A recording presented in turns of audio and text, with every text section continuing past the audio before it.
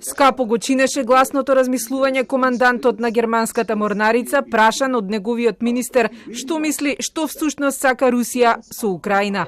Вице-адмиралот на Think Tank дискусија снимена на видео вели дека тврдињата дека Русија сака да ја нападне Украина се глупости. Она што Путин го сака е само почит, вели Шоненбах.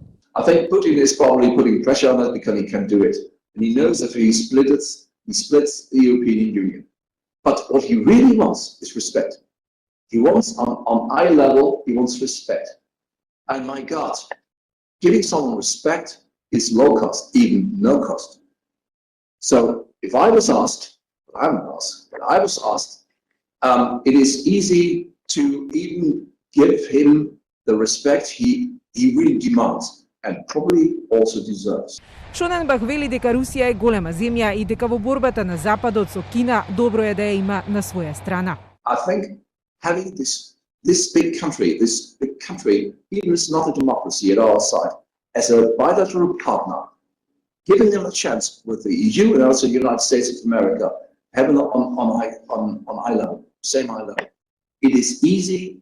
Вице-адмиралот завршува со тоа дека Украина треба да се помири со фактот дека никогаш нема да го врати Крим, кој Русија го анектираше во 2014-та. За украинскиот министер за надворешни коментарите на Шоненбах се категорично неприфатливи. Реагираше и официјален Берлин. Вице-адмиралот беше повикан да ја напушти функцијата и тој тоа го стори, објаснувајќи дека не сака да направи поголема штета со своите лошо сватени изјави.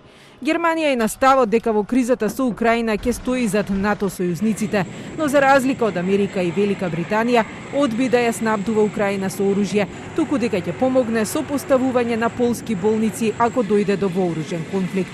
Во меѓувреме, британскиот Foreign Office со нови обвинувања кон Москва. Разузнавачки служби информираат дека Кремљ сака да постави проруска фигура која би ја водела украинската влада.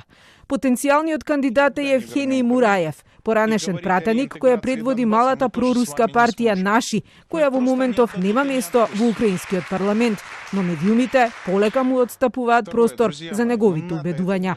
То есть это значит, мы никогда не вернем Крым, и говорить о реинтеграции Донбасса мы тоже с вами не сможем. Второе, друзья мои, НАТО это не образ жизни, это не стандарты экономики, это еще раз повторяю, это геополитическая дубина Соединенных Штатов.